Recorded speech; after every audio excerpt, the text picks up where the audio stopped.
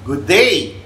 I am Dr. Wilfredo S. Tagle, Urologist, and welcome to Medical Practice. Dito pag-uusapan natin kung paano i-guide young doctors to be successful in their chosen medical field.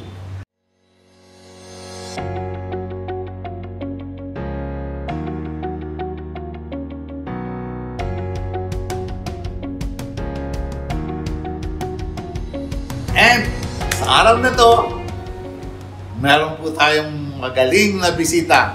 Papakilala ko sa inyo isang doktor, infectious disease specialist, and nagsilbi sa ating Department of Health under Secretary of Health. Again, welcome Dr. Enrique Tayag. Welcome to our live. Thank you, Mong. So, Okay. From now on, Doc Eric na lang ako. Doc Eric. Yung Eric na walang K. Kasi alam niyo, si Eric. Letter C yung Eric ko eh. Okay. Si Eric po is kaklasiko. Kaya ganyan ho ako kabata. Okay. Ikaw pinakabata pong sa batch natin. UERM mo kami pareho. 41st year na namin ngayon. Naku, nasabi ko anong year. Anyway, maganda ho siyang pakinggan ng mga young doctors para ma-inspire sila kung ano ang magiging path to their success as a medical practitioner. Okay? So, simulan natin. Paano ka nagsimula sa iyong educational career? Ibig sabihin, from ano muna sa family, sino naggabay sa iyo sa yung education, then paano simula elementary, high school, and college. Okay.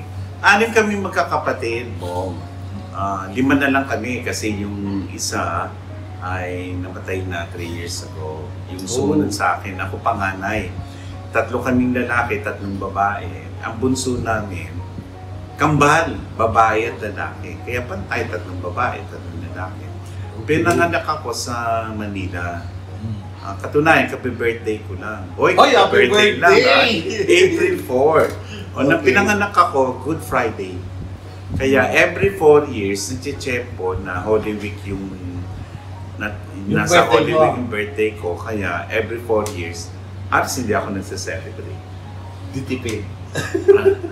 Kasama na yun. Ang nanay ko ay sa Negros Occidental pinanganak sa Talisay. Ang tatay ko naman sa Manila na. Kaya lang, traces his roots sa Pampanga. Also, Tayag is from Pampanga. Oo, mga Kapampangan na hindi naman ako marunong. Tapos yung mama ko ay Bacolod. Hindi rin naman ako mag-Bisaya dahil nag-usap sila na Tagalog na lang. Okay. Kaya lang, sila ay nadestino sa Legazpi. 10 taong kami ron. So, marunong ka mag-Bicol? Nakakaintindi. So, kaya nga, yung ibang mga naging kaklase ko ron ay naniniwala na Bicolano rin ako. Although talagang pag tinignan mo yung birth certificate ko, sa Manila ako pinanganak. Ngayon, nag-aral ako sa St. Agnes Academy sa Legazpi City. Mga madre. At that time, yung elementary noon, babae at lalaki, co-ed. Pero sa high school, puro babae na. Kaya nung nag-high school ako, ay lumipat ako ng eskwelahan. Doon Sa Bicol pa rin? Divine Word College. Katunayan, ay kasi celebrate lang namin ng 50th year, inampun ako ng St. Agnes Academy at saka ng Divine Word. Doon kasi sa high school, 50 years. Noong last year, sinelebrate namin yan. So, naka 50 years na po ang inyong lingkod. So, mabalik tayo ron sa St. Agnes Academy. Nung grade 5, naku, lahat yata ng pingon sa teacher, nakuha ko nung kasi pag hindi ka nakasagot, naranasan ko yan. Hindi naman madre nagtuturo. Pero, disciplinaryan kasi ito eh. Pero, doon ko natutunan yung magandang penmanship. So, marami na nagtataka bakit pag nagsulat ako, lalo na sa reseta, naintindihan. Hindi siya yung tinatawag na ng sulat doktor. Nung grade 5 ako, nagulat na lang ako kasi pinakit ako sa stage. At ako'y sinabitan ng medalya. Simple lang naman yun. Third in religion. Wow! Ang isip ko noon, marunong pala ako. So, nung grade 6, nag-aaral ako, nahabol ko yung with honors. So, you Nung graduated in elementary Now with honors. Oo. Hindi naman yung valedictorian, pero nahabol ko na. Kasi, hindi ko naman alam that time na kaya ko naman palang mag-aral at makakuha ng matataas na marka. Years later, nang nagkakaroon kami ng reunion sa St. Agnes, sinanap ko yung madre.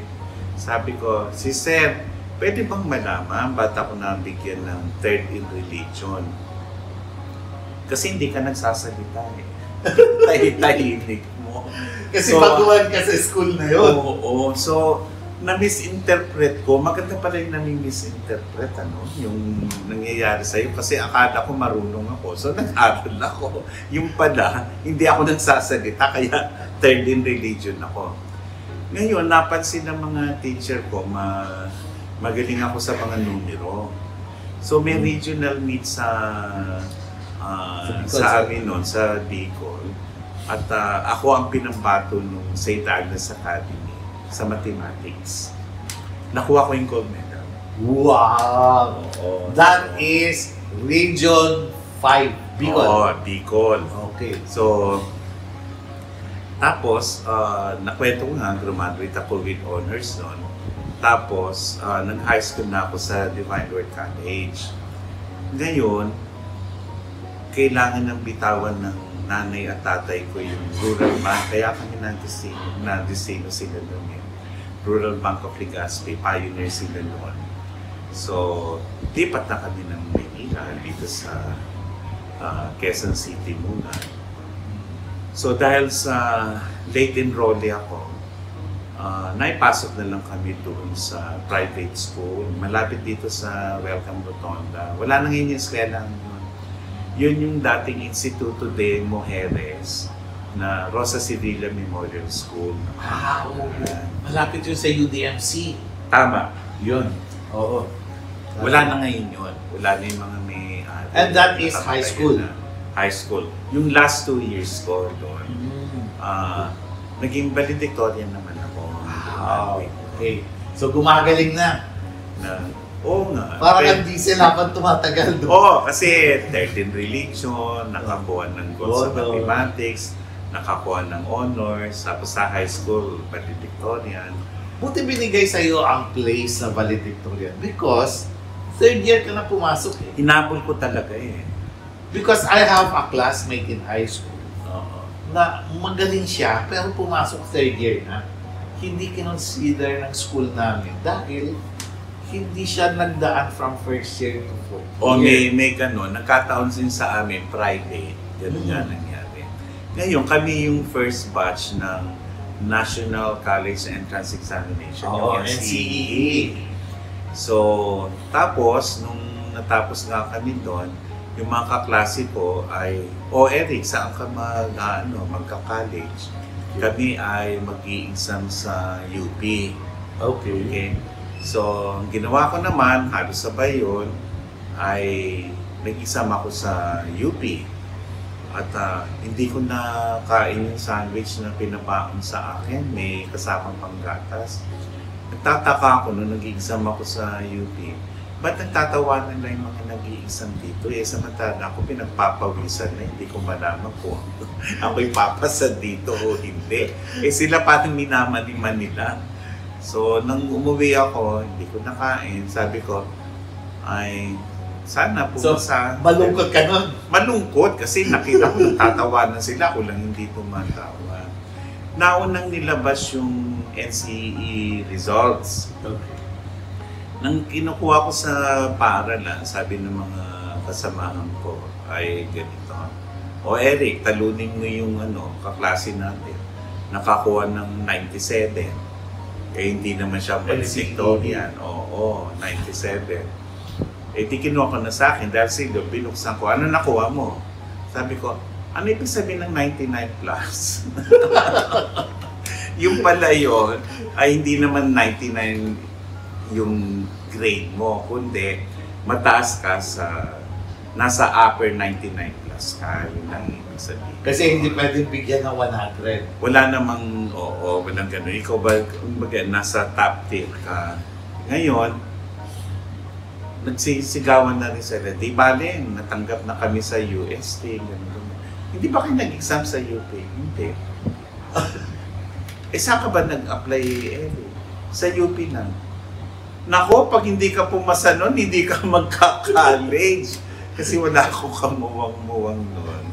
At yung mga magulang ko naman ay patuloy sa negosyo nila. Sa trabaho. Oo. From time to time naman, chine-check kami namin. Tapos nakuha ko na ng nakapasa ako sa UP, tuwa-tuwa yung tatay ko. Wow. So, imbis na magpahinga ako ng summer, pumasok na ako kagad ng summer pa lang. Anong pinasukan? Kumuha ko ng isang subject, yung Sa UP? Oo, mathematics. Pwede ba yun? Hindi ba sabay-sabay pag first year? Eh yun nga, di ba sinabi ko sa'yo yung valedictorian ko, 2 years lang ako. Tapos yun sa UP naman, nag-advance ako ng isang subject. Nag-advance ka naman this time. Okay. Doon ko nalaman na may mga professor na terror.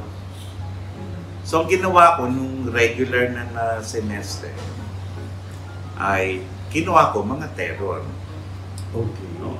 As in terror talaga. Challenge. Oo. So ako naman noon, dahil naawa yung magulang ko na ang agang papasok, hapon na kung umuwi, sabi sa akin, ba't hindi ka mag-dorm? So nag-dormitory ako sa Mulabe. Mulabe. Oo. Yun yung dorm. Tatlo pa yung nakasama ko ron. So, 4 kami sa isang kwarto. Yun yung dorm ng mga first year. Oo. Pag kami, tumatakas kami, masaya na kami sa luneta, kukunan kami ng picture. O, yun ang mga bulakbol namin. Di ba, Quezon City kayo na uwi? Oo. Ang lapit lang ng UP. Eh, maaga nga. Kasi nung araw, wala pa namang Grab. Ko naman po. Ano ba naman ang sasakyan? Jeep lang. Oo. DM ba yun na bus? Oo, ganun lang. So nangyari, nag-dorm ako doon, Mulawe, Papalaba. So, ang naging routine ko ay classroom, library, Mulawe, classroom, library, Mulawe. So, yun, hanggang sa natapos ko ron, ang kinuha ko, BS Biology. Wow. At that time, meron ka na bang inkling na magdudoktor ka? Kasi BS Bio eh. Magaling ako sa mathematics. Nagtaka na lang ako, kinuha ko BS Biology. Nang kinuha ko yung BS Biology, medyo gusto ko na ng medicine. Ngayon, kinuha, di ba naikwento ko sa iyo yung mga kinuha kong teacher, mga terror. Oo. Hindi maganda yung marka ko. Bakit terror ang pinili? Kasi ang gusto ko ay may matutunan ako na will stay with me. Mas binigyan ko siya ng value Challenge kesa yung, talaga. kesa yung grade. Okay. Then, I don't know if I made a mistake kasi I didn't get the cut sa UP. Okay. Okay. So, nagpahinga ako ng 1 taon. Kaya, 1980 pa ako pumasok sa UERN. Oh. Oo, kasi I was expecting na Matatanggap ka sa UP. I didn't get the cut kasi nga yung grades ko doon sa mga pero hindi naman ganun kataasan. Nagkataon kasi na umulan ng mga uno, ang daming summa cum laude, anya cum laude. Kasi swerte-swerte talaga yan eh. Cum Kung laude. sino yung mga makakasabay mo. Oo. Eh sabi sa akin, doon ka na sa UERM kasi UTRM daw yun. Yes. Ibig sabihin, yung hindi natatanggap sa UP, karamihan sa kanila sa UERM tinatanggap. Pero guys, kaya yan puno ng UP because it is the best medical school along Aurora Boulevard. Yes. At doon na kita naging kaklase. Ayun, kaklase ko na si Bong. So, tama-tama naman si Dr. Bong Tante, kasama doon sa nung clerkship tayo, di ba? Small group kami. Small Kasi group. tayag at saka tante. Oo. Pero nung second year ako, may nangyari. Oh. Na-aksidente na naputol Yes. So, buto naalala dito. ko. Napilayan ka. O, naputol yung buto ko. Ang gusto kong, kung ako'y magiging doktor, gusto ko maging surgeon.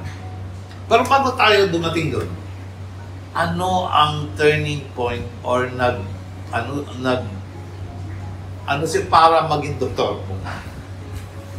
Tinatanong ko yung nanay ko eh. Ang sabi lang sa akin, ang naikikwento niya lang, nung bata pa raw ako, ang pinabibili kong laruan kung hindi si Batman, yung mga sa pandoktor. Ayun. So bata pa lang, meron ka ng inclination na maging doktor. Hindi ko rin maano kasi pinabibili ko raw Batman, di parang detective yun. Oo. Tapos, mathematics naman ang magaling ako. Nung nasa UP ako, naalala ko yung isang terror namin teacher sa Spanish. May inabuta ko pa yung Spanish 12 units yun Ay sabi sa akin, Dr. Taya, bibigyan ka namin scholarship, pero mag-aaral ka sa Central Universidad de Madrid. Oh, scholarship sa Madrid. Oo. Inisip ko noon, ayokong magturo. Ang nasa isip ko lang, pag nag-aaral ako doon, magtuturo ako ng Spanish. Magiging teacher ka. Spanish teacher. Wala naman nagpaliwanag na pwede ako maging diplomat. At pwede pa rin ako mag-doktor kasi nag-aral doon si Jose Rizal yung national hero natin na doktor. Ang nasa isip ko, malalayo ako sa gusto ko. Which is medicine na. Na medicine. Di napasok na nga ako sa UARM. Tahimik ako sa UARM. Walang, kahit ikaw magsasabi na ako, Lilo. Kumbaga sa low profile. Tama, low profile. Yun ang tamang word doon. So, pero something changed nung nag-second year ako kasi naputol yung buto ko. Sa takot ko, nag-volunteer ako na ako mag-transcribe. Oo, kasi gusto na naman transcription. Oo, kasi napansin ko marami sa kaklase natin na tinatamad magsulat habang nagsasakay. Nag-volunteer ako ngayon. At dumami kami noon, di ba? Pinapasirox natin, may volume 1, may volume 2 tayo noon. Yun naman, kaya ako nag-volunteer, natakot ako na baka mag-atrophy kasi nga naputol. So, sabi ko, para wag mag-atrophy, pantay pareho yan, kahit hindi na ako magiging surgeon, ay gagamitin ko. At ang naisip kong gagawin ay magsulat. Naalala ko, nung nasa medicine tayo, dalawa kayong magaling sumulat. Si Tinsay, Dr. Tinsay, and ikaw. Kaya since hindi maganda ang sulat ko, nag-volunteer ako nun, taga-Xerox. Tama! Ako na lang magpapa-Xerox niyan. Pero importante rin yung Xerox. Kasi na-duplicate yun. Marami ang nakakakuha nung transcription notes. Siguro baka hindi nila alam kung ano yung Xerox. Yung mga young doctors. Copier. Copier. Oo. Okay. I-Xerox mo yan. Tapos, transcription, ibig sabihin yung kung anong lecture, isusulat nila. Oo, parang sa ngayon, annotation yun. Word for word yun. So, dapat mabilis ka magsulat, maganda ka magsulat, para sa ganun. So, marami na siya doon kasi nakikinig na lang sila, tapos babasahin yung notes. Yes. Naipamanin natin yun sa mga susunod na batch. Ngayon, siyempre, ang naalala ko sa batch natin, magaling tayo sa basketball. Diba? Champion. Tapos yung... Yun naman dahil sa isang kaklase rin natin, Dr. Erwin Tamona. Oo. At sa mga kaklase naman nating sa kababaihan, yung lantern queen. Ang gaganda nun, tsaka volleyball. Diba? So talagang iba yung ating batch. At syempre, nagkaroon tayo ng tinatawag natin napaka-unique na logo. Yes. Oo. The word. So, UARM. Bong, dapat pakita mo yung logo natin yun. Yes. Oo, Kaya, makaimbes na- papakita ko sa inyo Oo. yun. Kasi unifying ho yung logo, hindi ba sa logo po yun? Yun ang naging rallying cry ng naming magkakaklase. At naalala ko pa, clerkship, kagrupo ko si Bong, may himatayan rounds, di ba? Naalala mo. Nandyan yung mga chief resident o consultant, tatanungin ka sa pasyente, nalampasan natin lahat yun. Pero hindi makalimutan ng mga kaklase ko sa akin ay dahil may doon tayo doon pa nag-duty, di ba? Pag alas 4 na ng umaga, meron na nagsha-shower. Sinisigawan ako ng mga classmate natin. Sabi ko, patulogin mo kami, Eric! Ba't ka na naliligo? May kwento yun. Kasi di ba, mga alas 7 ay kailangan mag-report na tayo sa ward kung saan tayo naka-assign. Alas 5, nakapila na ako. Chances are, hindi na ako aabot sa dami kasi ng nakapila para tayo mag-shower. Kaya pa nagpakita ko sa rounds, yung luma ko pandamit na kuminsan may mga bahid ng dugo, na hindi maiwasan. Tapos hindi maayos yung ano ko. Sabi ko, pinag-aralan ko ngayon. Sabi ko, alas 4 ako naligo. Kaya, alas 5, bilis na ako. So hindi na ako kampante na ako pa nag-rounds, ako yung nakaayos na. Ngayon, Isa pang anik Oo. po.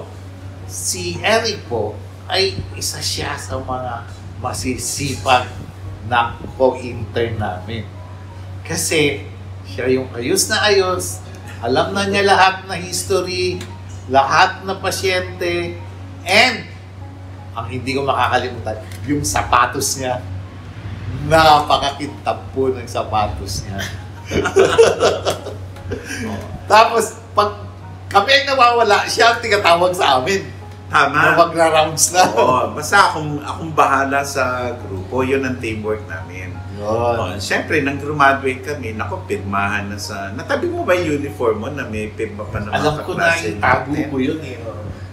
Naku, buti ka na itago mo. Ako hindi ko na malaman kasi ilang beses din kaming lumipat bago dito sa tinitirahan na namin. Hindi ko na nakita yon. Pero may mga kaklase tayo na kasya pa rin yung uniform nila yun at may mga pirma. Ngayon, may postgraduate internship.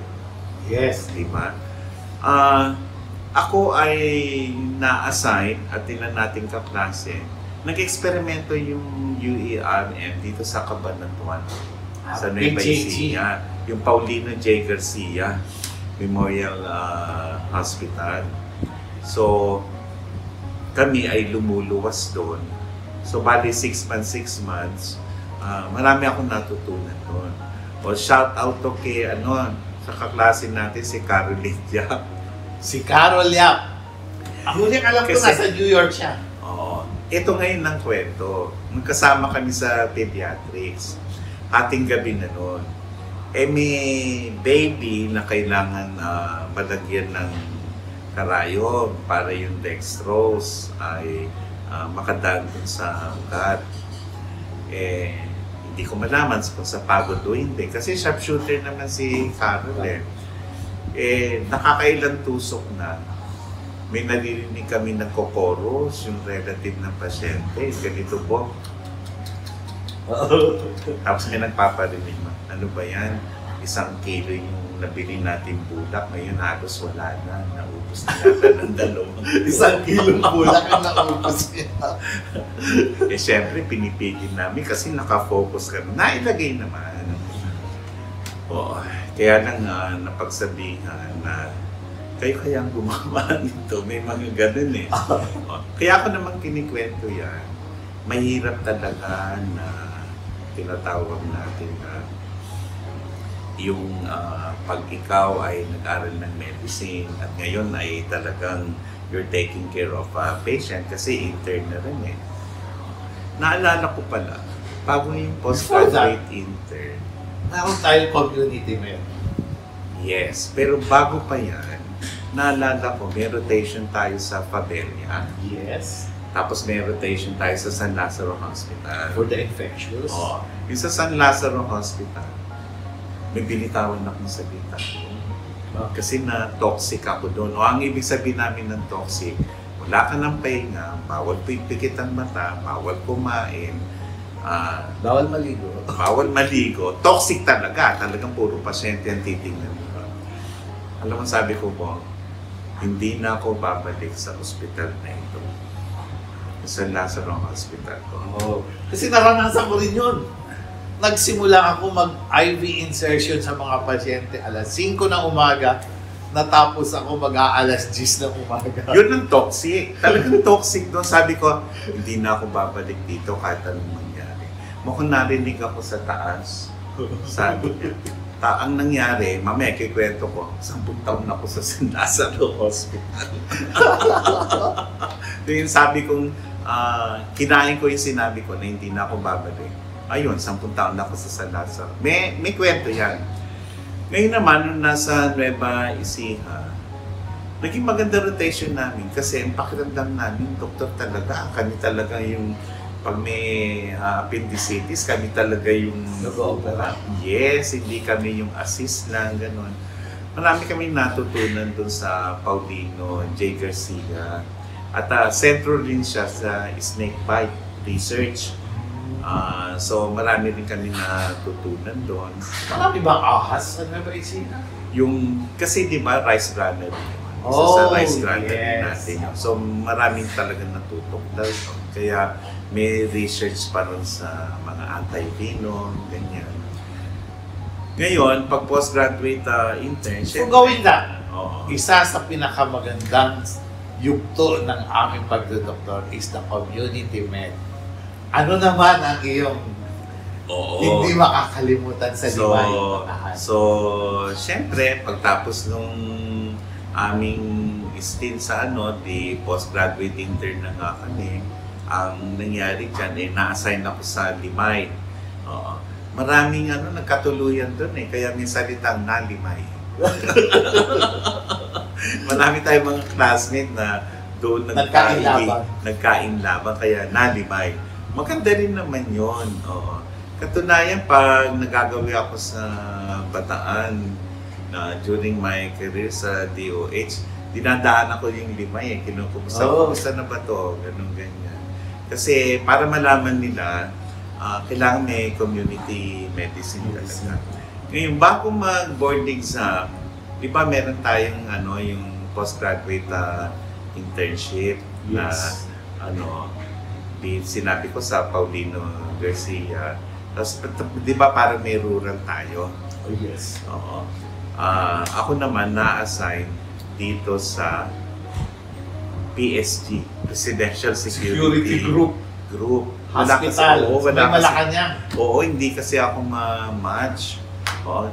Hanggang ngayon, maraming nahihirapang ma-match sa dami ng mga doktor ngayon.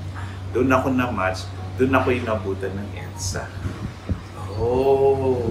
Oo, doon ko nakita yung si First Lady, si Ferdinand Marcos, yung mga anak nila, kasagsagan ng kampanya noon, ng EDSA, hanggang sa nagpalit ng literato, makukompromiso yung rural internship namin.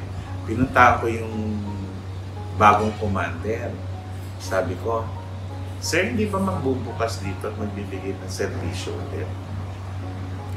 Walang utos sa taas sir, may nagkakasakit po yung mga PSD dito. Ilan naman kami dito nagrurural. Kung gusto nyo, buksan nyo na at kami na yung titingin. Pumayag naman. So natapos namin yung kasi requirement. So board exam. So board After exam. the board exam? Oo. While waiting for the result? Oo, ganun. Pagkatapos nun, eto na, hindi ako nakahabol sa residency training program. So nag-moonlight ako sa Mandaluyong Medical Center, private hospital yun.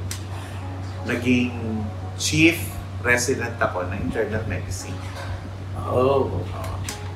Ngayon, isang araw, yung chief resident ng pediatrics, babae yun, si Edna, sabi sa akin, naiinis ako sa mga kasamahan natin dito. Pwede ba ikaw na lang sumama sa akin sa San Lazaro Hospital? Bakit? Ano meron sa San Lazaro Hospital? Sabi sa mag-a-apply ako doon. Ikaw ba gusto mo dito? Hindi accredited dito. Chief resident nga tayo, pero hindi accredited. Kasi di ba, para paliwanag natin, kailangan, hindi, kasi kung hindi general practitioner, hindi naman masama yon. Kaya lang, gusto mo mag-specialize. Nung tumatawid na kami sa Avenida, sinamahan ko siya. Nagpalit ng ilaw yung traffic light, nag-red.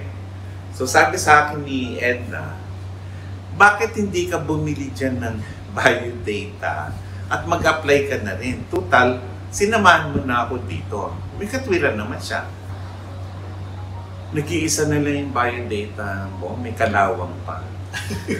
So sinabit ko yon, bumalik pa ako kinabukasan.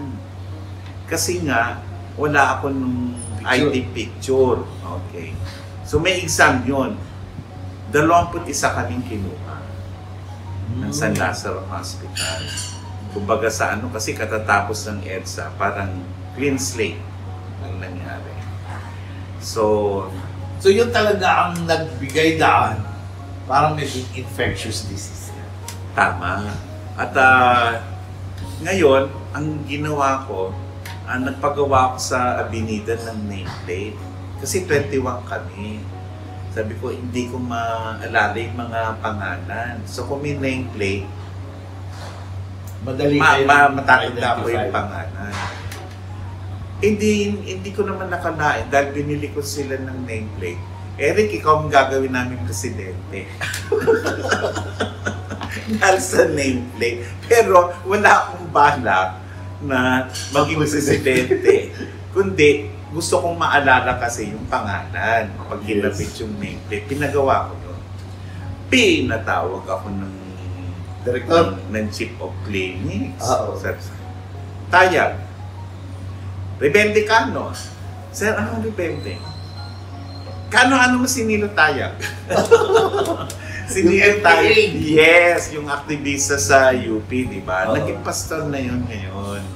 Okay, malayo ko siyang kamag-anak. So, in-associate na because nilo tayag sa at ikaw ay tayag, so ikaw rebelde. Alam mo ba, may student organization dito, at dahil first year resident kayo, yung second year residents, sila ang may presidente at kasama na kayo doon. Hindi ko po alam. Ba't ka nga naging presidente? May presidente nga kayo Sabi ko, simple lang ho. Kaya ako naman tinanggap po yun. Kayo ho, gusto niyo bang kausapin bawat isa sa 21? O ako na lang kakausapin mo tapos pararating ko na doon sa kanila? O tama ka naman. Pero hindi ka pwedeng presidente. Vice President. Kasi first year ka lang. So ganun nangyari. Nang matatapos na, naku bang eto na, naku magbibilang na naman ako ng pose ng nilay ko. Kasi mga kasamahan ko, naghahanap na ng residency training program, yung mahaba-haba. Kasi yung residency training program ng San Lazaro, 2 years na. Hindi ba 3 years? Parang specialty lang siya. Parang ganun. Tapos, government sanction. Ibig sabihin, hindi ng mga medical society. DOH lang ang may accreditation sa training namin. At that time, talagang mayabang nga ang mga DOH sanction. Yes, oo. Ang gusto ng mga kasamahan ko, yung sanction ng PMA, ng Medical Society. Kaya nag-apply sila sa pediatrics, internal medicine, surgery, OB gynecology. Ako naman ay sabi ko, naku, parang sana anong pipiliin ko. So, yung surgery out na, OB out na. So, pediatrics na lang, tsaka internal medicine. Sabi ko, saan kaya ako mag-a-apply? Nagkataon sa Department of Health, yung US Centers for Disease Control, may project doon yung USAID nag-uumpisa sila ng Field Epidemiology Training Program. Oh. Ito yung parallel program ng US Centers for Disease Control, yung Epidemic Intelligence Service nila. Sa labas ng Amerika, ang tawag Field Epidemiology Training Program. Pang-apat ang Pilipinas na nagkaroon nito. So, pinapilot niya yun sa DOH. Ngayon, yung consultant doon, si Mark White, nakita na itong San Lazaro Hospital is a wealth of medical information. Kasi nga, infectious diseases na. Oh, ang daming kaso talaga. So, ang ginawa niyang strategy, may makuha siyang isang doktor doon sa San Lazaro. Magte-training niya yun doon sa Philippine Training Program. May nakita siya, second year resident namin. Ang ginawa niya pa, para mainganyo na may makuha pa siyang mga mag-a-apply doon sa training course na yun. Sabi niya ay ganito. Every 2 weeks, magpapalitan tayo. Kami ang bibisita sa San Lazaro. Mag-represent kayo ng isang kaso at kami ay alamin namin kung ano ang diagnosis niyan.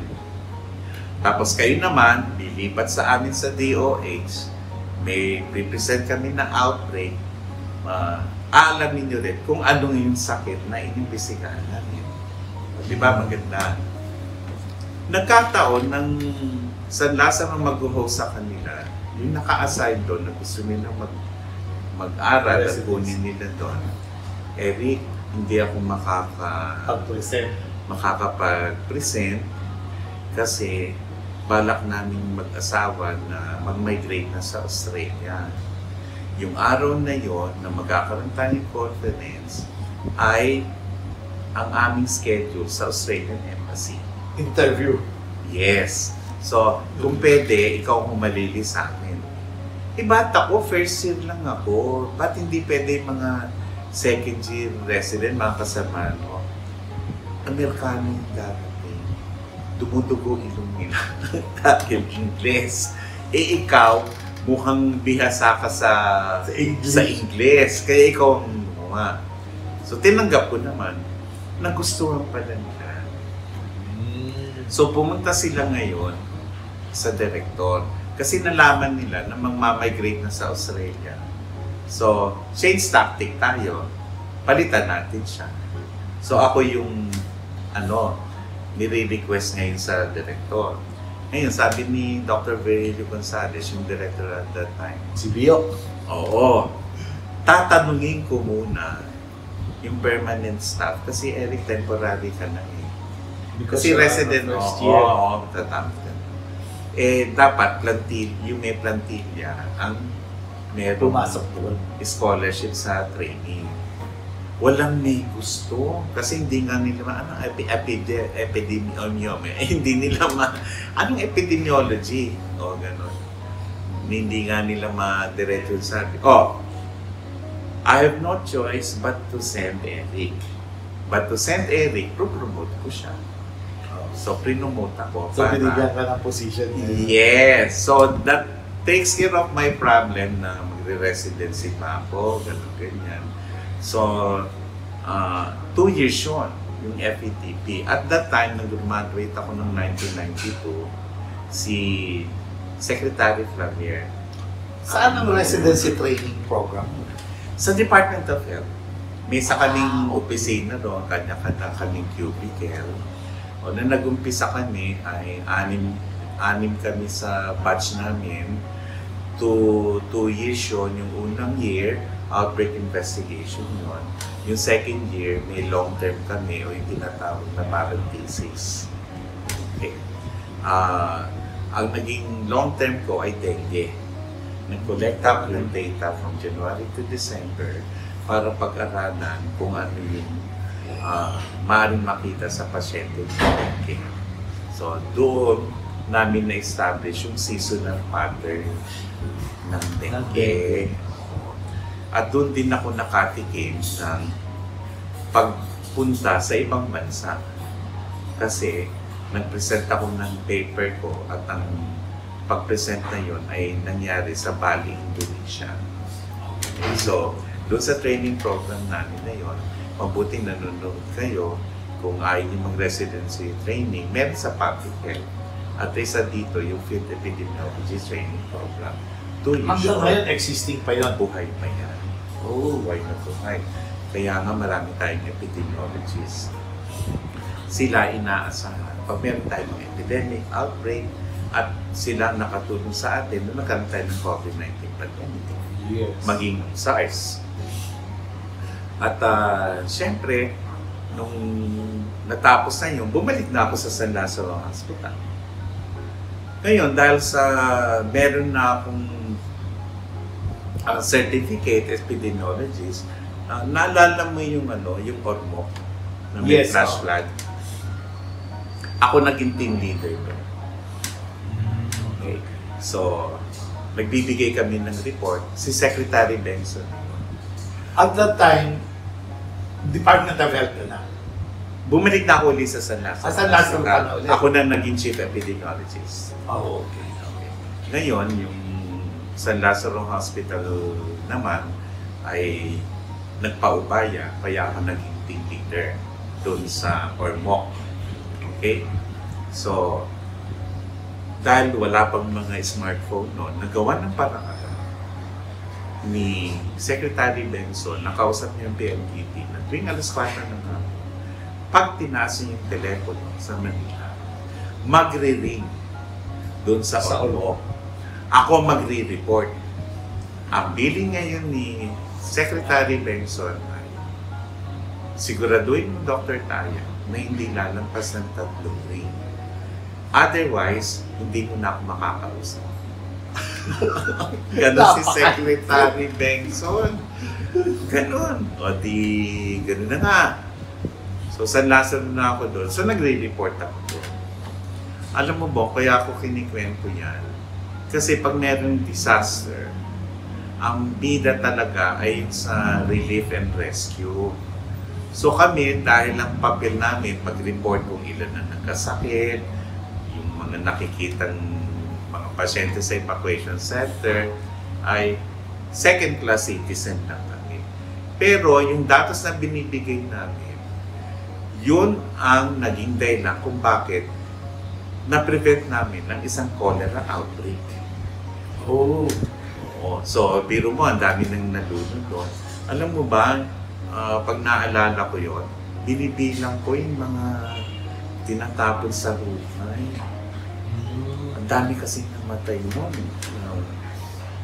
Hindi ko na-present noon kasi napaka-gory ng mga photo. Kumbaga sa kung may censorship, isi-censor mo yun. Hindi mo Pero yung aftermath, magkakaroon dapat ng cholera outbreak.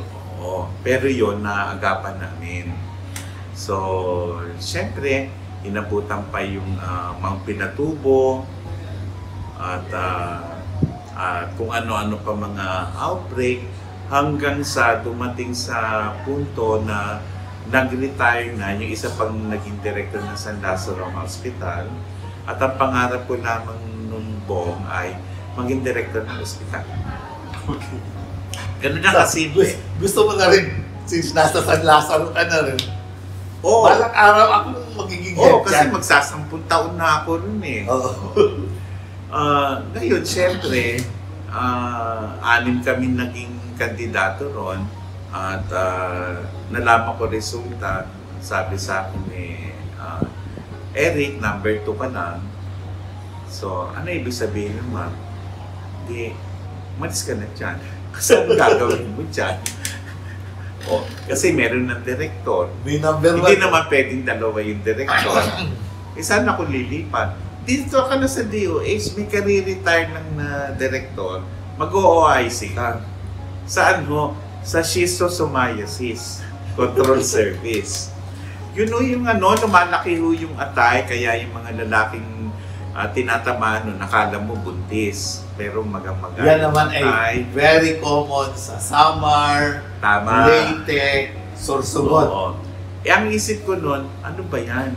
Lahat ng sakit, kasi noon, nauuso na yung HIV/AIDS eh. Sabi ko, lahat ng sakit na nakakahawa ay nahawakan ko. Bakit ngayon, napunta ako sa bulate, sa schistosomiasis. Hindi ko malaman kung maawa ako o hindi. So, hanggang sa natanggap ko na DOH na ako, talagang kailangan ko na magpaalam sa San Lazaro Hospital. Marami rin ako naging karanasan sa San Lazaro Hospital that actually may kinalaman sa naging attitude at character ko po. Isa sa naalala ko ron ay sa outpatient, pinagagalitan ako ng nurse. Sabi sa akin, Dr. Taya, ginugulang ka ng mga kasama mo. Kasi alas 7 pa lang, nag-outpatient ka na. Alas 9 sila dumarating. Alas 10 magmimilien na. Alas 11 manananghali na. Ikaw, mag-aalauna, hindi ka pa nanananghali. Ginugulang pa. Ang sabi ko naman, actually ako nanggugulang sa kanila. Ha? Paano nangyari yun? O ilan na natingnan nilang pasyente? Naka-6 o 8 lang bawat isa. Ako, halos lampas ka na ng 6 na po eh. O sino mas magaling sa amin? Sino mas natuto? Oo, kasi mas marami ako. Kaya ako kinikwento yan. Huwag kayong iiwas sa pasyente. Kasi maliban sa marami kayong natulungan, marami pa kayong matututunan. Yun ang lagi kong sinasabi sa mga batang doktor. On training, huwag kayong magagalit pag natutoxic kayo o marami kayong pasyente dahil mas marami kayong matututunan. Tama ho si Dr. Eric. Di ba kilala ang San Lazaro Hospital pag nakagat ng aso doon ka tatakbo? Nagkaroon ako ng pasyente. Nabigyan ko ng libreng bakuna. Ngayon, dahil wala na kami antibiotic, sabi ko ron, ay bumili ka sa pharmacy namin, huwag sa labas, kasi mura na antibiotic nito. Pag hindi mo ininom yun, yung sugat mo yan, dahil malalim, magnananay na. Dahil bumabalik ang pasyente, kasi ilang shots yung anti-rabies. Nagkataon, pagbalik niya, sa akin pa rin siya bumalik. Tama nga, sinabi ko, nang tinignan ko sugat niya, minana. Sabi ko, hindi ka ba bumili ng antibiotic? Kung alam mo ba sabi sa akin, nung gabi yun, Dok, 5 piso, wala ako sa peso.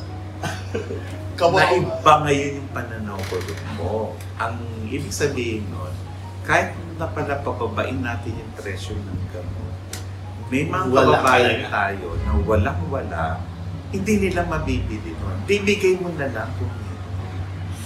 So, may tugtog niyan kung bakit mamaya malalaman nila na may 3 numero na dapat silang i-memorize.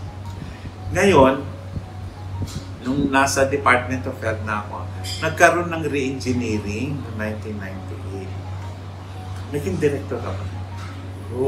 So, tumataas na rango. May bagong opisina, Infectious Disease Office.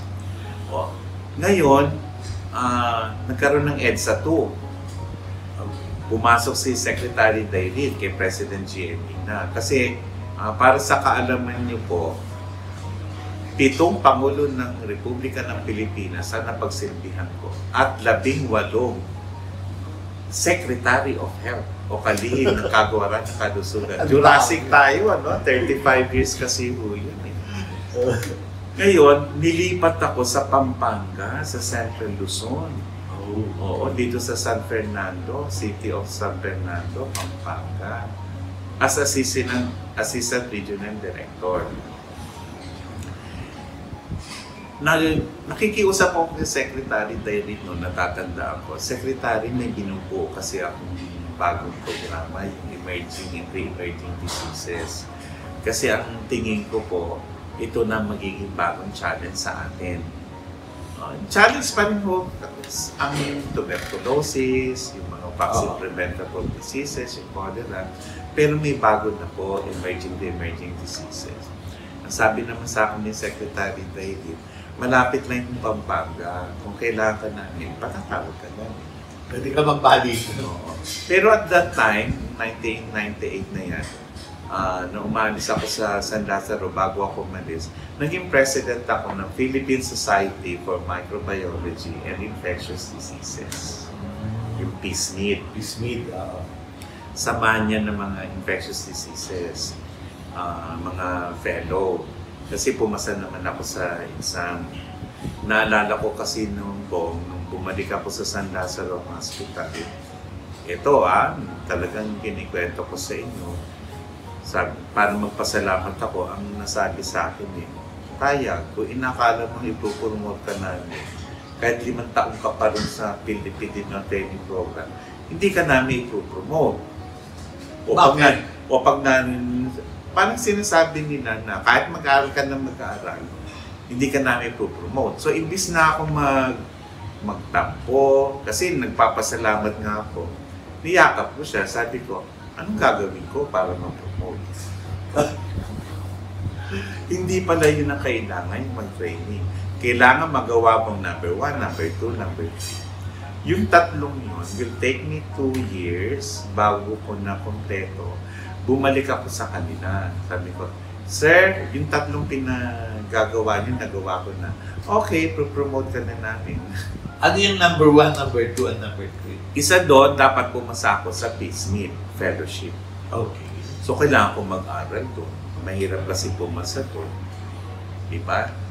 Number 2, dapat maitayo mo yung infection control unit. So, kailangan. Kasi, ikaw, chief epidemiologist, wala ka naman staff. Gusto namin, mapakinabangan yung pagiging epidemiologist mo, magtayo ka ng infection control unit. Pangatlo, dapat may papublish ka na article. Oo. Na-publish ko naman yung short course treatment sa typhoid fever. Kalalabas doon lang ng ofloxacin.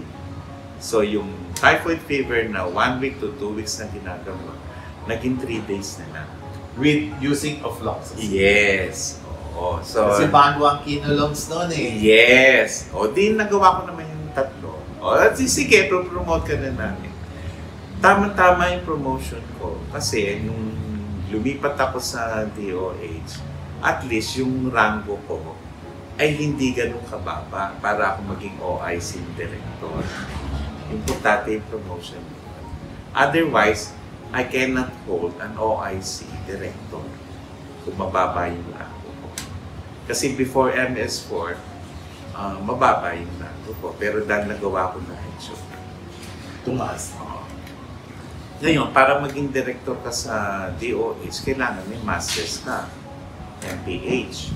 So, nag-masters ka na ngayon? Nagkataon yung FETP ko, ni-recognize na equivalent sa MPH. So, hindi ko kailangan mag-masters. Nung natapos ko yung Philippine Training Program, yun ay equivalent ng masters. So, equivalency program ang yes. So, okay. Training ako sa infectious, qualified me to be a fellow sa PSMID. Okay. Tapos yung FETP ko, qualified me to be a director kasi may masters. Tapos naging president ako ng PSMID. So ganito din guys. Meron kaming sinasabing, there are many ways to skin a cat. Ay, maganda yan. Yun. Lagi sinasabi sa amin yan ng aming teacher sa anatomy.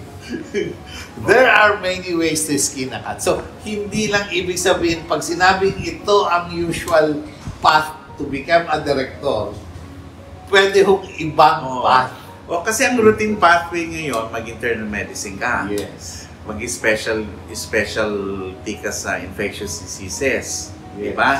Tapos mag-i-exam ka sa PSMID para maging fellow. Yes. Diba? Tapos magma-masters ka sa hospital administration kung gusto mo maging director. Hindi ko dinaanan yung usual pathway. So, ibang pathway at dinaanan. Yes. Na hindi naman sinasadya. Parang dumating lang siya and hindi ko akalain na mapupunta ako sa ganung sitwasyon. So, nandun na nga ako sa Region 3 at ako naman ay Assistant Regional Director. Hindi pa ako nauupo, sabi ng aking Regional Director, si Evelyn Nieto, kung nanonood ko kayo, hi ma, sabi niya sa akin, ano yung nabalitaan kung ayaw mo raw sa akin? So, siguro, hindi ka pa nagsisimula. Siguro nabalitaan niya, Kasi nakikiusap nga ako kay Secretary David at Undersecretary Lopez kung pwede ay wag muna akong ilipat kasi mabubuo ko na yung Emerging Diseases Program, Control Program.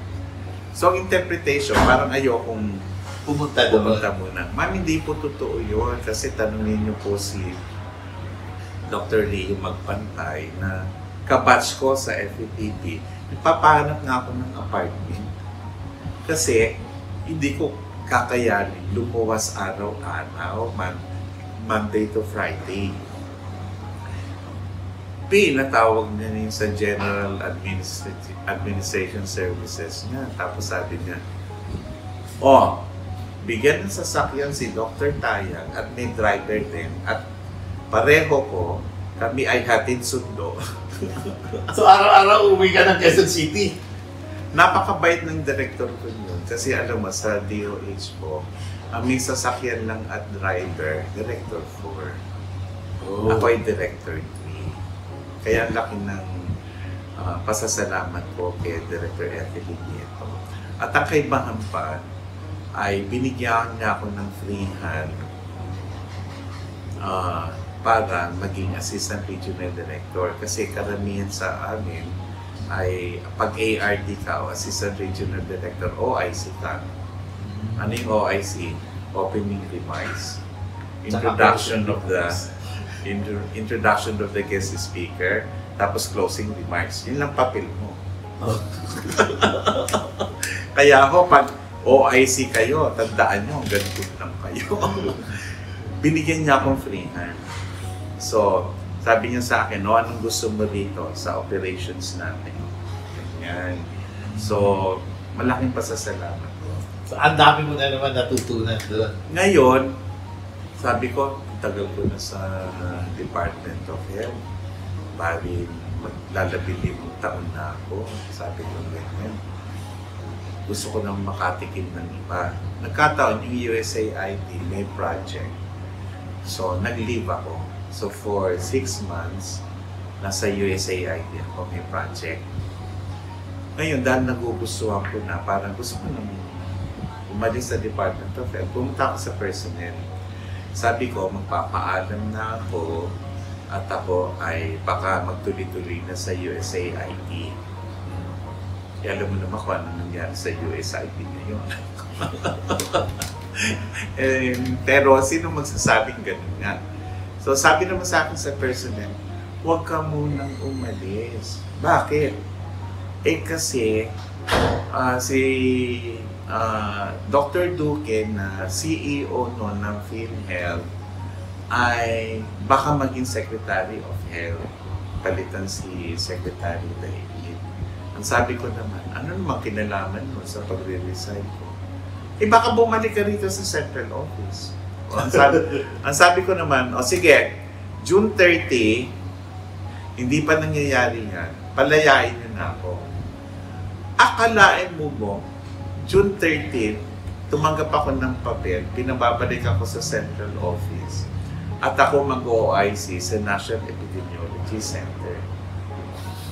Kasi yung naka-assign na Assistant Secretary sa National Epidemiology Center, kailangan pumunta ng Amerika kasi may emergency sa asawa niya. Hindi na ako inalis doon hanggang sa ako na ang naging full-blooded director sa National Epidemiology Center. 2005 yun. Yung 2005 na yung panahon ni President GMA at si Secretary David, Secretary Duque III, yung first term ni Secretary Duque III. At bago natapos si Secretary Duque III, nalipat siya sa civil service, sumalili si Secretary Esperanza Cabral. So, doon sa bill na kay GMA, 3 secretary kagad ang napag-sinsihan ko. Okay. Pero nung panahon ng kay FDR, si Secretary Riodica, hanggang ngayon may communication ako sa kanya. Hi, ma'am! Napakabait ng doktor na yun. Oo, si Secretary Riodica. Talagang nanay na nanay. Ngayon nabanggit ko, may naalala ako. nagkaroon ng cholera outbreak sa Baganga, sa Davao Oriental yan. So, sumakay kami ng eroplano. Pagdating namin ng Davao, mag-helicopter. O, nung mag-helicopter na kami, sabi niya sa akin, Eric, yung team niya sa San Lazaro, sumakay ka na lang kayo ng bus. Kasi, ang kasama ko sa helicopter yung mga media, mga reporters sa media. Ma'am, kaya nung kami sinama, kasi may mga pasyente, no, baka magkaroon ng dehydration kung ano pa mangyari sa kanila. Kung magbubus kami, 10 oras po. Ano ibig nyo sabihin? Ay, kami ho ang dapat sumakay sa helicopter. Pero dapat mauna. Paano yung media reporter? Ma'am, akong bahala. Kasi nagiging kaibigan naman ako na ng mga reporter. No? Pinaliwanan ko. Sabi nila, o sige, Dr. Tayag, kaming makakasama nyo, kukuha na lang kami ng istorya, trato, isi-share na lang namin doon sa may iman. So, yun na nangyari doon. Yun na hindi ko makakalimutan kay Secretary Riotica. So, kay Secretary Direct naman, yung SARS, kahit na nasa Central Luzon na ako. Kay Secretary Duque naman, ay yung H1N1 ng 2009. Yes. Doon naman ako nagkaroon ng rango sa Career Executive Service Officer, SESO. Pag SESO ka kasi sa bureaucracy natin, ay mas mataas, service. yes, mas mataas ang sweldo mo kumpara doon sa walang rank ng SESO. At ang nagbibigay ng rank ay ang Pangulo ng Pilipinas. So appointed ka na ng President? Yes. Kahit yung kahit yung naging director ako, presidential appointee. Tapos pumasok na si Secretary Ona, panahon na ni Pino. Ang hindi ko lang makakalimutan doon kay Secretary Duque, kanina bago tayo nag-umpisa, di ba sinabi mo, may natatandaan ka ba na, ano yung tanong mo sa akin, no? Yung tatandaan na unforgettable po ay nung nagkaroon tayo ng Ebola restaurant in swine. Importante yung nangyari nyo kasi at that time may usapan na pag nasa hayop yung sakit, ang maglilid Department of Agriculture, Bureau of Animal Industry. Kaya lang nang pinakunan ko ng dugo yung mga nag-aalaga ng mga tinamaan na baboy, may nag-positive. Buti wala nakasakit. Ang usapan, pag meron ng tinamaang tao, ang in-charge na Department of Health. So at that time, ako na yung naging in-charge ay 6,000 baboy ang pinapatay na. Binonitor pa kami ng PAW kasi kailangan daw pag pinatay yung baboy as humanely as possible. The inhalation. Ang tanong ko, ano ibig sabihin humanely? Wala kaming maririnig na may umiiyak. Na baboy o ng tao? Nung baboy, pag pinatay na. Alam ko yung may-ari. Kasi mamamatay yung mga baboy niya. So isa yon, inhalation, yung gas. Tapos mahirap kasi yung logistics. Or anesthesia, injection. Oo, ganun. Mahirap din. O kaya gigilitan. Mahirap din. Ang napagkasunduan ay a shot between the eyes. So, kasama namin yung mga police. So, kinuha namin mga sharpshooter. Okay, so, natapos lahat. So, kaya pag ginano, wala talaga. Kasi dead ka agad. Pag ginano. So, na-prevent natin na kumalat yung Ebola resto. Ito naman yung mainang klase ng Ebola. Hindi ito yung nakakakos ng hemorrhagic fever. Hindi katulad yung nangyari sa ibang bansa, sa Africa. Yes. Nung kay Secretary Ona naman, ako ay naging OIC Assistant Secretary of Health. Doon na nagsimulang mababansagan ako, the Dancing Doctor. Yes! Ito po, alala nyo. Department of Health, The dancing doctor, Dr. Enrique Taya. Oh. Sino mag-aakala na ako infectious disease specialist, epidemiologist, tapos magiging dancing doctor? Paano nagsimula yung dancing doctor? Ganito. Actually, way back in Secretary Diary, noong 2004, gusto niya ma-break yung Guinness World Record sa simultaneous calisthenics. So, dahil nasa Pampanga ako at that time, naalala mo, kinento ko, ay ako ang team leader. At that time, I was 260 pounds. Hindi ako nakakasama sa practice, humingi lang ako ng video. Nang sinundan ko yung video, hinihingal ako po. Talaga hinihingal ako. So sabi ko, hindi pwedeng team leader ako. Pagpunta namin sa Luneta, ako pa yung unang matutumpa. So, nagkataon dito sa ABS-CBN, may binuksan na fitness gym. Yung Fitness First. Hanggang ngayon, membro ako. Pero, ilan-ilang beses na lang ako nagpapakita dahil nga sa may ginagawa. May pinagkakabisihan ako. Nagawa kong mag-lead doon sa... Hindi ako hiningal. Tinuloy-tuloy ko na yun sa gym. Yung sa gym ay tumatakbo-takbo lang ako roon, nag-weights, hanggang sa, Dok, ba't hindi ka sumama dito sa mga retro? Anong retro? Pinakinggan ko. Abay, sumasayaw lang gano'n. Nagustuhan ko, mahilig ako sa mga kanta ng 70s, 80s. Kaya noong 2011, nasabi sa akin ni Secretary Ona, paano yung ating iwas paputok? Kasi marami naman, dapat mabawasan niya. Itong 6-cycle mind, lumapit sa akin. Doc, may idea kami, nakaproduce kami ng CD. Lahat ng maingay na paputok, na-record natin dyan. Pamimigay natin ngayon yan para yan ang patutok-tukin. Hindi na sila magsisindi ng paputok.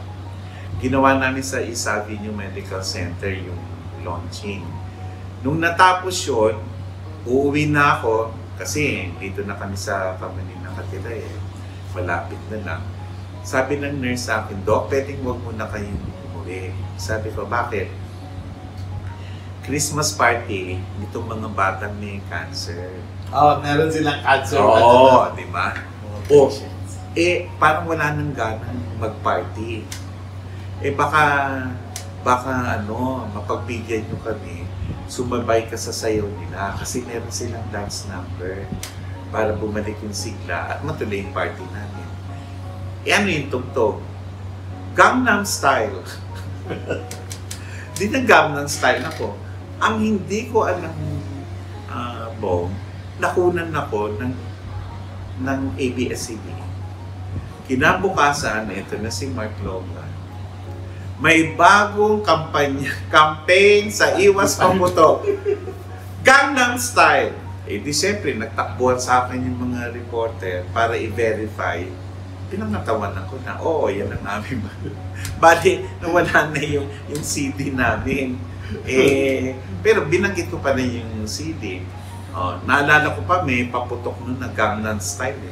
So, naglaban ngayon. So, ang nangyari, bawat may programa kami, kasi buwan-buwan, meron kami sinicelebrate o kinakommemorate. So, pag Heart Month, ang sayo ko tungkol sa heart. Pag Dengue, nakasabay ko pa nga yung Cebu inmates Yun ang kasagsagan ng aking dancing doctor. At may PF ka ba sa Department of Health? Wala.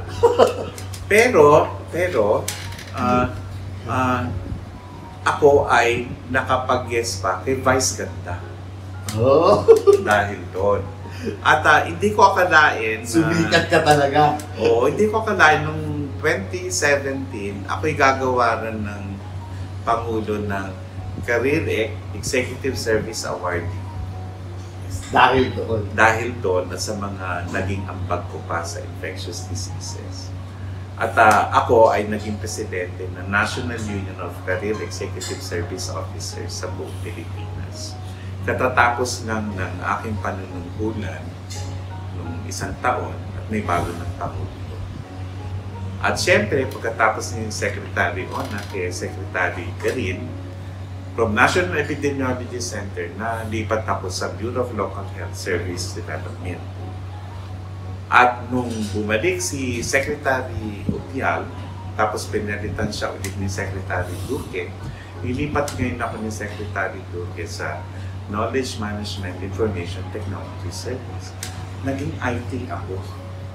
From infectious diseases, ID, naging IT, Information technology. Yes. Tapos, pagkatapos nun, pumalit na si Secretary Herbosa at ako ay naging Chief Information Officer at Undersecretary of Health. Okay. So natapos na natin. Ngayon, ano yung mga hindi mo makakalimutang na pangyayari na masama ang loob mo? Unang-una, naalala ko nung nasa San Lazaro Hospital ako, hindi naman sa masama ang loob, kundi nalungkot.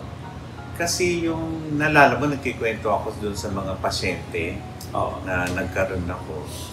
Na-assign ako doon sa measles ward. At may 4 na batang namatay doon. Araw-araw, may namamatay na bata. So malungkot.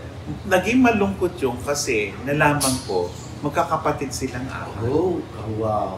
Oo. Tapos, nung nakilala ko yung nanay, matapos na namatay yung 4, hindi ko malaman kung paano akong hingin ng sorry. Hindi ko rin naman siya maano kasi preventable yung tigdas noon May bakuna tayo noon. At that time, may bakuna na So, hindi ko naman siya masabihin na ba't hindi mo pinapakunahan. Namatayan na nga, sasabihin mo. Ganun. Ang sabi ko na lang bata pa kayo, at ang unang sabi ko is, baka masundan yung 4, bata pa siya Ang sabi niya naman sa akin, Dok, nagpatali na ako. Kilalo naman ako na. Sa dami-dami ng sasabihin ko, yung pa yung nasabi ko sa kanya. Yung minsan naman, bisperas ng Pasko, 11 years old yung batang babae. Sabi ko, dengue po ito, pero obserbahan natin. So, i-confine ko na siya, hindi ko na kaya pauwiin. Bago maghating gabi, dahil ako yung duty, pinatawag ako sa ward. Nako, Bong, nakita ko yung rashes na nakita ko, naging kulay talong na. Meningococcus. So, hindi namatay yung bata. Pero buti na lang hindi mo pinauwi. Yun, hindi ko pinauwi. Kasi, di ba, pwedeng pauwiin yung may dengue. At dahil bispiras ng Pasko, pwede namang doon na lang magpasko sa bahay kaysa yung... Kasi, pag ganung mga panahon, yung mga pasyente gustong umuwi eto, inadmit ko. Buti napilit kong i-admit.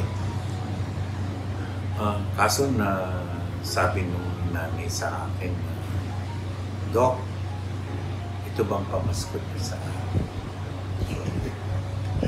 Talagang ang hirap isipin. Tapos naalala mo nung naikwento ko nasa Cabanatuan tayo. May isang elderly primary ron, ibig sabihin, ay hindi na siya dapat na magbubuntis. Hindi sinasadya na buntis.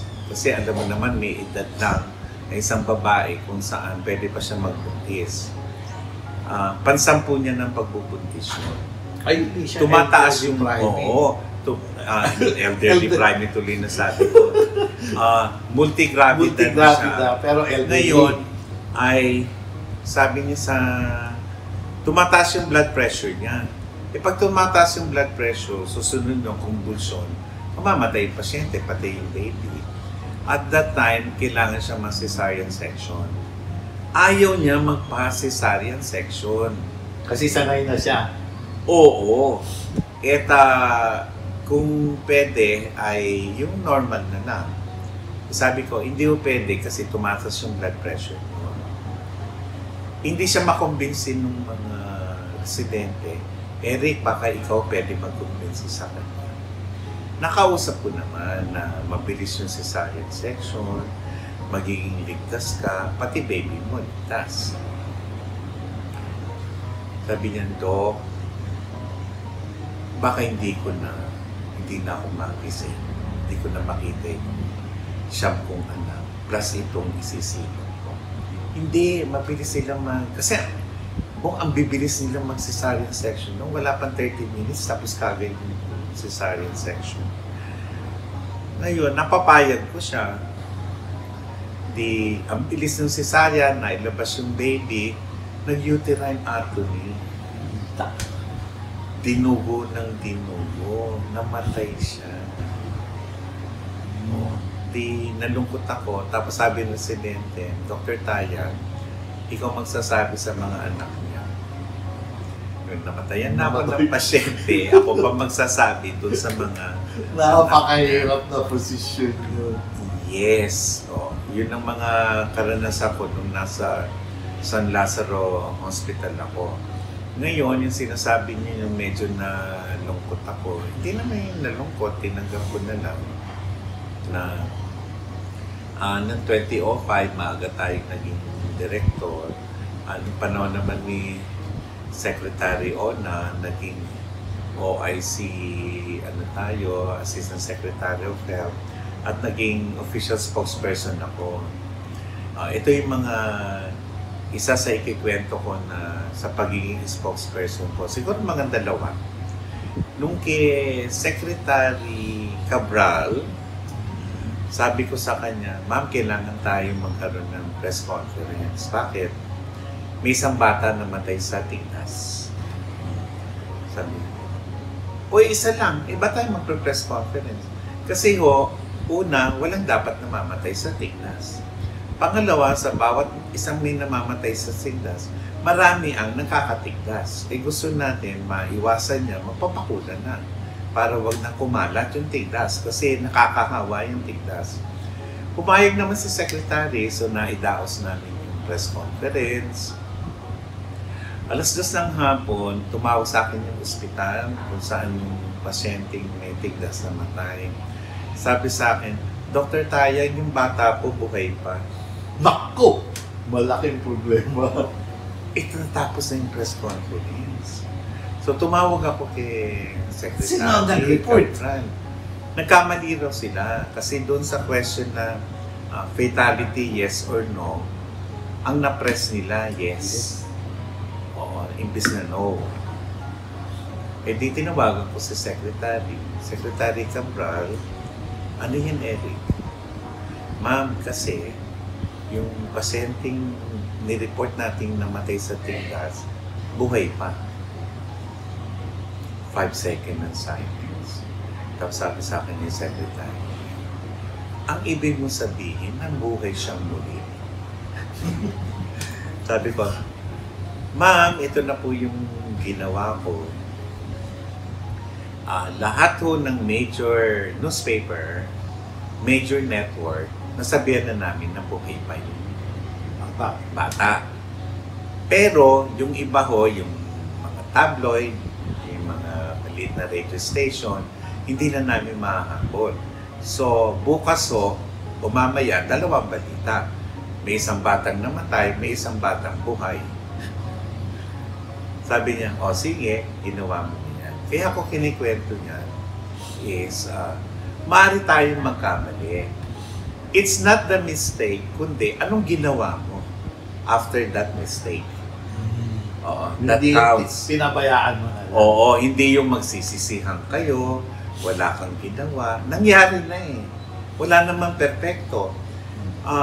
Pagagalitan ko ba yung nag-report? Gano'n, ganyan. So, maglalagay ba ako ng mga bago rin yun? At saka na yun. Ang importante, ano ngayon ang gagawin mo? Hindi pwedeng, ito guys, hindi pwedeng takpan ang isang mali ng another mali. Tama yun. Paano kung pumunta yung mga reporter dun sa lugar? At Tapos nakita buhay. nila nagpipiko yung bata at buhay. Imbis na ang dat na nila may nilalamayan, buhay pa pala. Okay. Isa yun sa natutunan ko. Ang isa pa sa pagiging spokesperson ko ay yung alam mo yung red tide, yung bawal Yes, kumain ng tahong kasi magkakaroon ka ng paralysis, baka mamatay ka pa. Nagagalit yung magtatahong kasi ang sabi nila Masisira ang hanap buhay nila. Oo, sabi nila sa akin kakuntsaba ko na yung mga magpapanok, magpapabuhay para wala na Walang kumain ng tahong. Oo, para walang kumain ng tahong. So ang ginawa nila ay kakain sila ng tahong para patunayan. Sa media. Yes. So tinanong ko ng reporter, Dok, ano masasabi mo? Kakampin mo raw yung mga magmamanok, magpapababoy. Alam mo naman yung media, hindi naman nila hangarin ng ganun tanong. Kaya lang, kailangan nila itanong yun. Kasi syempre, may konting controversy, ganun. Naintindihan ko naman. Ang sagot ko sa kanila ay ganito. Ang Bureau of Fisheries and Aquatic Resources ay nag-anunsyo na bawal munang maghango, magluto, kumain, o kaya magtinda habang hindi pa nila binababa yung warning sa red tide. So yung gagawin ho nila ay pinagbabawal po yan ng Bureau of Fisheries and Aquatic Resources. At kung sakali po, isa man sa inyo ay makaramdam ng ganito, ito po yung gagawin nyo, padala na po kayo sa ospital at para mabigyan kayo ng tamang management and care. So, yun ang aking parating pinangahawakan. So, kaya ko kinikwento po yan, sa panahon ngayon ng misinformation, may tungkulin tayo na kahit kayo nag-aaral pa lamang o kaya kayo doktor na huwag niyong pababayaan na yung misinformation ang siyang manalig at maikalat. So, huwag kayong matakot na kayo ay magsabi ng kung ano yung factual, tama, at dapat paniwalaan ng mas marami. Hindi pwedeng ipagwalang bahala nyo. At isa pang magagawa nyo, kung duda kayo sa nakuha nyong impormasyon, at mukhang hindi ka panipaniwala, bakit ilalike nyo pa yun? Bakit nyo pa isi-share? Dapat nire-report nyo yun na yun ay maaaring misinformation. O, yun lang ang gusto kong ipabatid sa inyo. Meron naman isang tanong. Kailan mo na-feel o nalaman na ikaw ay isang successful medical practitioner? Hindi yan napunta sa isipan ko, paliliwanag ko kung bakit. Naalala mo, sinabi ko na noong 2005, isa ako sa pinakabatang direktor. At ako'y naging assistant secretary nung panahon ni Secretary Ona, pero as OIC. Nag-retire ako noong 2023. So, director pa rin ako noon. Bagamat nakatanggap na ako ng iba-ibang mga awards. Kasama na yun yung Career Executive Service Award. Pinakamataas yun sa mga Career Executive Service Officer. At kaya hindi ko masasabi na parang masabi ko na successful. Maliban na lamang dun sa 2 beses na pinarangalan ako ng ating alumni sa UARM na outstanding. 2 beses akong binigyan na outstanding. So, doon naramdaman ko na successful ako. Pero sa Department of Health, dahil hindi ako na-promote, kung yun ang pamantayan. Hindi, yung sa sarili mo lang. Sa sarili ko lang. Nung may bumabati na sa akin na, "Hi, Doc!" Galing mo sumayaw. Galing mo sumayaw. Ganun ganyan. So, naramdaman mo, pwede na. Sabi kong ganyan. Katunayan ng mga yun sabi sa, ang dami. Yung iba nga paakyat ako ng escalator, pababa na siya. Sumisa, "Doc, hintayin niyo ako. Magpapakuha ko sa iyo ng picture." Minsan, celebrity. Minsan, naging ninong ako sa kasal. Oo. So, nung natapos na yung ritual doon sa simbahan at makukuha ng picture, naiya ako doon sa bagong kasal. Dahil mas marami Sa akin nagpapapicture, hiyang-hiya ako, hindi ko malaman kung oo. Tapos, lahat ng mag-iimbita sa akin kasi naging speaker ako sa maraming topic, iba-ibang topic. Parating may kasunod na, Dok, sasayaw ba kayo? Yeah. So, parating akong sumasayaw. Naging brand mo. Kahit sa commencement exercise, I broke protocol, naging brand ko na yung sumasayaw talaga ako. Pero, hindi ako sumasayaw na mag-isa. Pinatatayo ko lahat at sabi ko, sabayan mo ko. Kasi ayoko lumabas na para ako yung entertainer. Ang gusto ko, lahat tayo, kasi mensahe mo is yung mobility, exercise to. So yun ang nangyari. Okay. So, ang ano naman ngayon is, ano ang magandang payo o message mo sa mga young doctors na magsisimula pa lang sa kanilang career? Okay. Kanina, tatanong mo kung kailan mo na nagkaroon kang nagkamalay na gusto maging doktor. May nabasa akong libro, yung Ikigai, yung Western version ng Japanese philosophy niya is dapat mahal mo yung ginagawa mo. Pangalawa, magaling ka sa ginagawa mo. Number 3, may makikinabang sa ginagawa mo. At number 4, ay ikaw ay masisweldohan sa ginagawa mo. May compensation. May compensation ka. So, hindi pwedeng mahal mo isang bagay, napakagaling mo ron, may nakikinabang, tapos walang bumabalik sa'yo. Okay. Yun ang prinsipyo ng Western version ng Ikigai philosophy. Pero ako naman, ang nasa akin, kung may papayo ako sa inyo, ay magugulat kayo siguro, may iba yung sasabihin ko sa inyo, no? Unahin nyo ang health. Sapagkat, pag hindi nyo inuna yung health, lahat ng ambisyon nyo, mawawalang parang bula. Marami na ako nakita pong yan sa mga kasamaan natin. Narating nila yung maganda estado only to be faced with health problems. Marami rin na hindi na nakapagpatuloy dahil sa health problems. Kung hindi health problems nyo, health problem ng pamilya nyo, ay maaaring yun na magbago ng inyong journey na tinatawag. Naalala mo na sinabi ko sa iyo na naputol yung buto ko? Yes. Na iba. Ang gusto ko maging surgeon, lumiko. Naiba yun. Pero doktor pa rin ako. Pero naiba na yung nangyari. Kasi health issue nga yun. At hindi ako maiiyak masabi na nung pandemic, nagka-COVID din ako. Bago pa kami na bakunahan. Sabay pa kami ng nanay ko. At katatapos lang ng Pasko. Kaya nag-New Year kami sa lung center.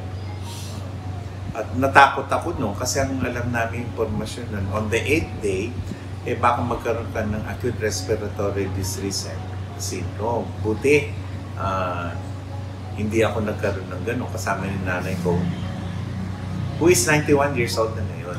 Wow! Hi, Mang! Shout out!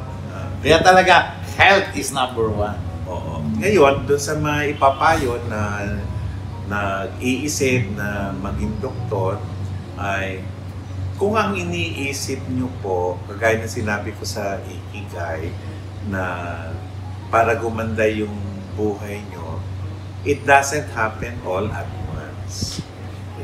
Talaga magbibigay muna po kayo ng serbisyo sa kababayan natin. It comes later. Marami sa mga doktor na pinapalad, gumaganda yung buhay. Marami naman sa mga doktor na hindi ganon. Pero ang satisfaction sa kanila ay labis-labis kasi makita lang nila yung ngiti sa pasyente nila ay parang talo pa nila ang may minana silang dito. Pero yan ang kasabihan.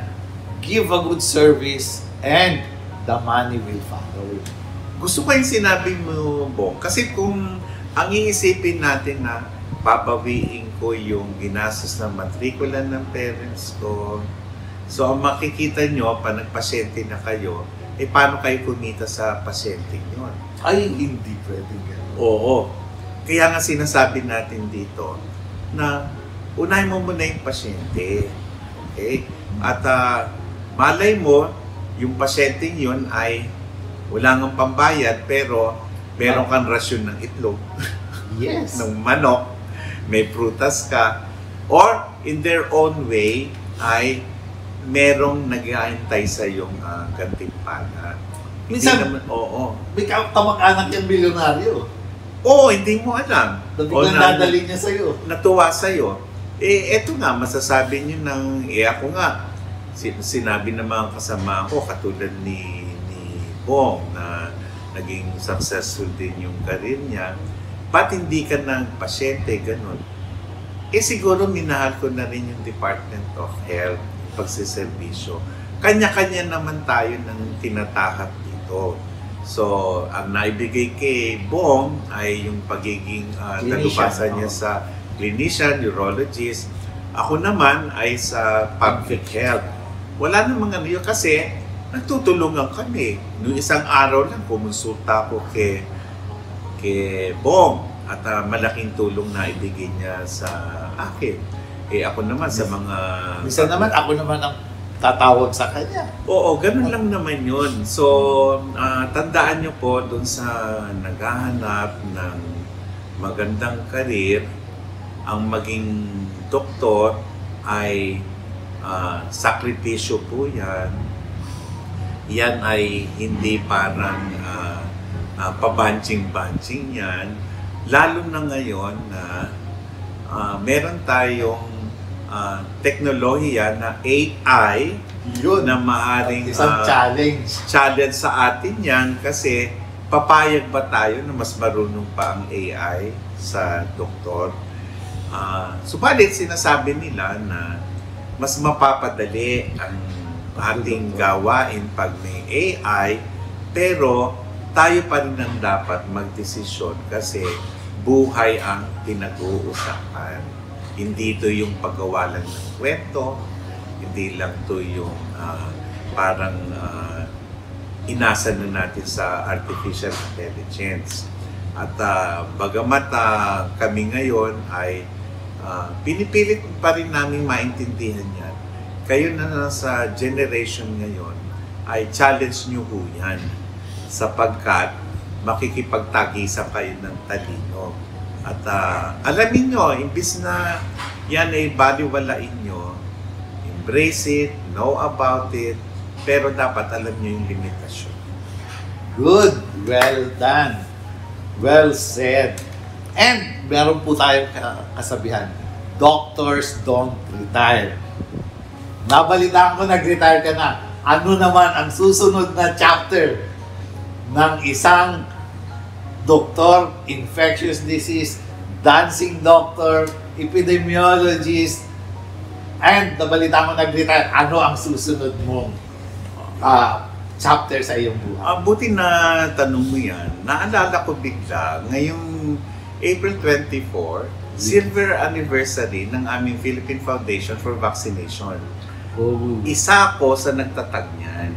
So, shout out dito para sa aming miyembro at yung mga nananalig sa Philippine Foundation for Vaccination ay congratulations sa atin at naka 25 years na tayo. Yes! At ngayon nga, dahil 35 years tayo sa Department of Health, so nag-retire na ako. So, isang araw, tinawagan ako ni Mark Logan. Si Mark Logan na naman. Yes. Di ba Mark nasabi Logan! ko na siya nagdala kung ba't ako naging dancing doctor. Sabi niya sa akin, Dr. Tayag, ako yung radio station manager sa D1. So, bali, i-resurrect nila yung D1, IBC 13 yan. So, government station yan. Inimbita ka namin para magkaroon ng programa. So, tinanggap ko naman, public service yun, Monday to Friday yun, 10 a.m. Okay.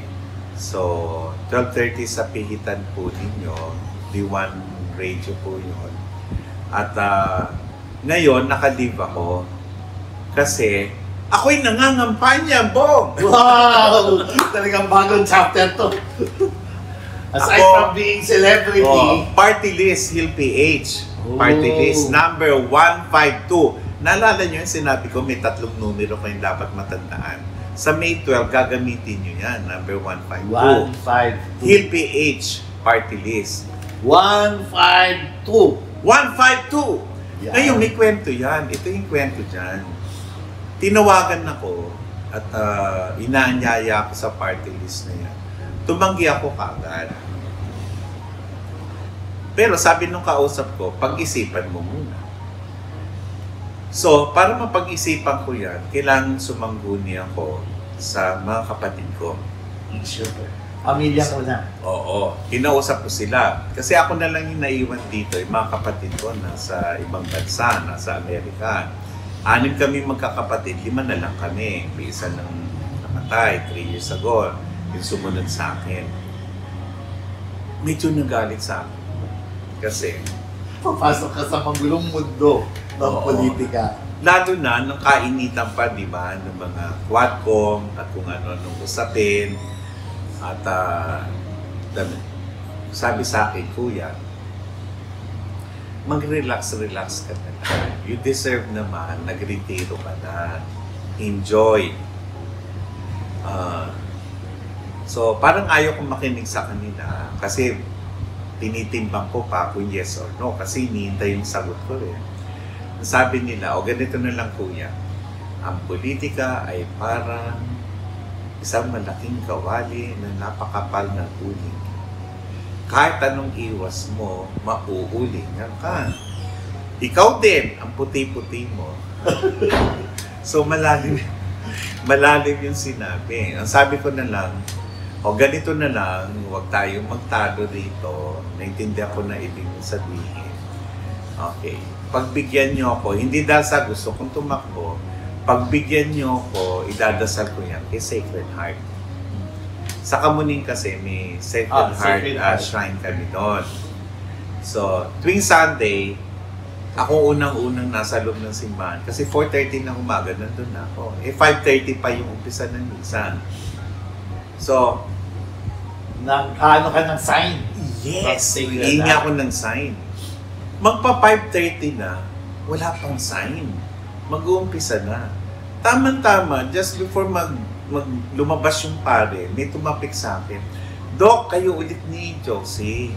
Kayo ang mag-offertory. Dala mo yung wine, siya yung ostya. Chalice. Kayo magmamatcha ulit. Hindi naman sign yun, kasi parati na namin ginagawa yun. So sabi ko, ano kayong sign ibibigay sa akin? Biglang bumulong si Josie sa akin. Sabi niya sa akin, Doc, yung binigay sa yung sobre, this time wala akong na ibibigay dun sa sobre. Kasi parati siya nagbibigay, ako nagbibigay. So sabi ko, hindi ko na tinanong kung bakit, kasi mag-umpisa na yung misa eh. Sabi ko, ako na lang maglalagay nung para sa iyo. Binasa ko siya ng sign na may mga kababayan tayo na kakailanganin yung aking intercession. So, binasa ko siyang sign. Kaya, ayun, nasa Hill PH party list ako. Na, dapat, tulungan niyo po ako, suportahan niyo po ako. Siyempre, kung si Dr. Eric ay tumutulong, dapat tayong lahat din ay tumulong. Ngayon, marami nagtatanong sa amin kasi meron kaming Facebook, X, Instagram, TikTok, lahat yung social media platforms. Hanapin nyo lang yung Hill PH party list kung gusto yung malaman doon. Pero sa programa ni Bong na nanonood at tinatangkilik nyo, ang aming pinaka-sinisigaw ay may pag-asa ka na sa health card. So itong health card na to mo, ay para nang sa gano'n, pag ginamit mo at naisabatas namin, wala ka ng out-of-pocket expense. Ano ang magiging kaibahan nito sa primary health care at sa universal health care ng gobyerno. Kasama siya sa suporta namin sa universal healthcare. Kasi alam mo po, ang kwenta ngayon sa health expenditures natin ay umaabot na sa 1.4 trillion pesos. At yung pondo para panggasto sa 1.4 trillion health expenditure ay umaabot lamang sa 700 billion pesos. Mostly sa taxes at sa mga ambag ng mga sa HMO, ganyan. Pag pinagsama-sama mo yun sa Philippine Charter Services Office, budget ng DOH, PhilHealth, aabot lang sa 700 billion pesos. 1.4 trillion yung health expenditure. So, saan manggagaling yung 700 billion? Sa bulsa natin, yun na out of pocket. So, itong health card ay para wala ng out of pocket. Para pag kulang, yung babayaran mo sa ospital o kahit na dun sa outpatient, kung may babayaran ka, sagot na ng health card. Maganda yan. Maganda talaga yan. Ngayon, maraming nagtatanong sa amin, paano gagawin yan? Abangan ang susunod na kabanata. Pero pwedeng mangyari, kaya-kaya po. Tinignan nga namin, ang timeline namin dyan ay 5 years. Marami na nga humihingi eh. Sabi ko, teka muna, may mga aayusin tayo. Bakit daw may aayusin? Pa-e-card lang naman yan. Saan ka kukuha ng pondo? Pangalawa, may health card ka, wala ka namang ospital, kulang yung doktor, kulang yung nurse, walang gamot. Wala yung health card mo. Marami ho tayong aayusin. Sanga-sanga ho yan. Kasi dapat, tinataguyod namin ay may mapupuntahan kayo. Di kalidad ang serbisyong makukuha nyo. At affordable na dahil sa health card. Yes. So, yun po mga kababayan. Hindi po. Sa ating mga doktor, dito sa ating vlog, sa Medical Prac Tips, yung po para sa ating pasyente, para sa young doctors, and of course, para sa bayan. Okay? So I think, last word, gusto ko, healthy tayong lahat. Ayan. So maraming salamat. Anong numero? 152 Heal Page Party List sa darating na eleksyon sa Mayo 12. Maraming salamat, Bong. Thank you very much. Okay. Dr. Eric Tayag po. Maraming salamat. See you later. And see you every Wednesday, 7 p.m. Dito lang po sa Medical Prac Tips. Bye-bye!